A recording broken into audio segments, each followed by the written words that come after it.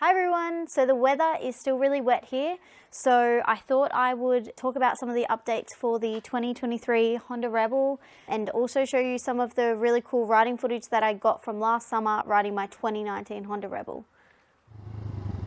So there are no updates for the Honda Rebel 500 for 2023, meaning that it is unchanged since 2020. Now the first Rebel 500 came out in 2017 and that was unchanged until 2020 when Honda added a few things. The biggest update was probably the slipper clutch, meaning that it is lighter and it will slip instead of locking up the rear wheel, and these are really good, especially for new riders, but it's not something that you'll notice all the time. So they also added a new dash, which does look a bit more modern and has a gear indicator, which a lot of newbies like the gear indicator. I feel that after, a little bit of riding around on a bike, you don't need it. It's got LED lights and blinkers, and there was an S model which has all of these things, plus the fork boot covers, and a diamond stitch seat, and a headlight cowling. But the Honda Rebel 500 and the S model were unchanged in 2021 and 2022. So like I said, the first version on the 500 was available in 2017, 2018 and 2019, and then the second version has been here for 2020, 2021 and 2022. So I was thinking, because Honda ran both the first model for the 3 years and the current model has been here for the 3 years, they might do some upgrades for 2023, but they haven't. But what you do normally get each year are some different paint options. So when I was looking for a 2020 model Rebel, you could get the black, blue or silver. Then in 2021, you could get actually a white one or the classic black. For 2022, at least in Australia, you could only get the dark grey, metallic or the red. I love the red. Now I saw these when I went to some of the Modi shops recently and they were pretty cool, but it's a shame that there's no black anymore. That is really weird. Now the new colours for 2023, although I'm not sure which ones will be coming to Australia, are matte, gunpowder black, metallic, pearl, smoky grey and a red diesel candy. The S models will come in a titanium metallic with bronze wheels and the same brown seat that it's had since it was released in 2020, although I'm pretty sure this colour was available in Australia for 2022. The bronze wheels are new and I think they look cool. Gives it a little bit more punch. I remember saying in my review that a cherry red would be really cool and a red diesel candy is almost that colour, but I actually still prefer the straight black, which is no longer available. But the gunpowder black metallic is very close and probably my favourite from the photos. So which colour is your favourite? Let me know down in the comments. Obviously what colour you end up getting is going to be dependent on where you live and the availability in your area. But if you're going to look at buying a Rebel in terms of how the bikes handle and perform and look, there are only minor differences between the 2017 model, which was first available in late 2016, and the 2023 model available now 6 years later.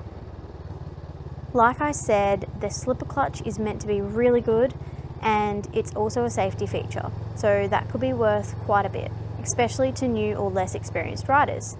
But I don't think the LED lights look any better and the dash really isn't important to me.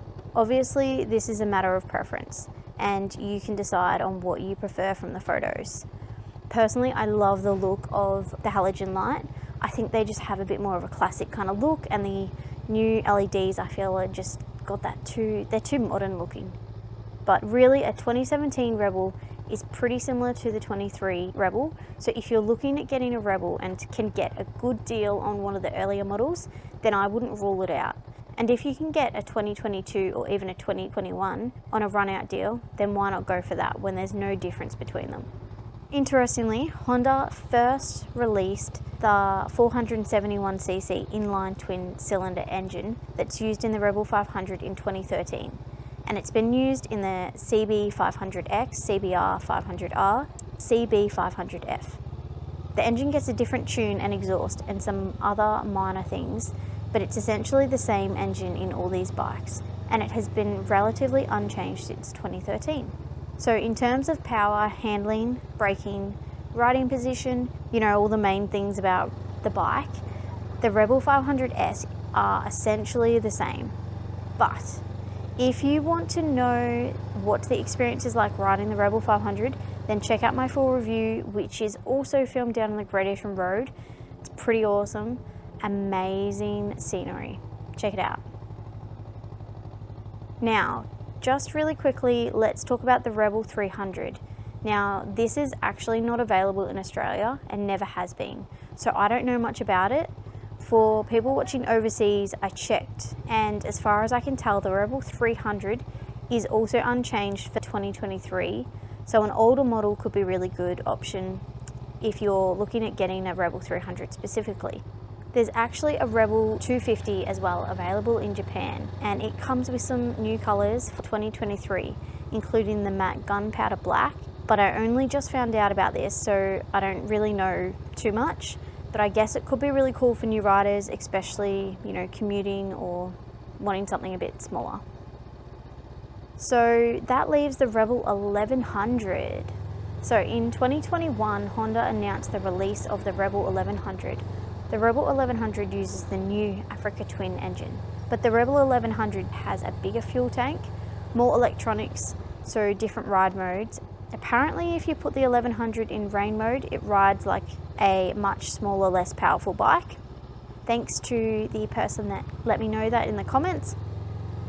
So if you're an experienced rider who doesn't mind a bit of extra weight and the cost of the 1100 and doesn't have a restricted license, an 1100 would probably be a great learner's bike too.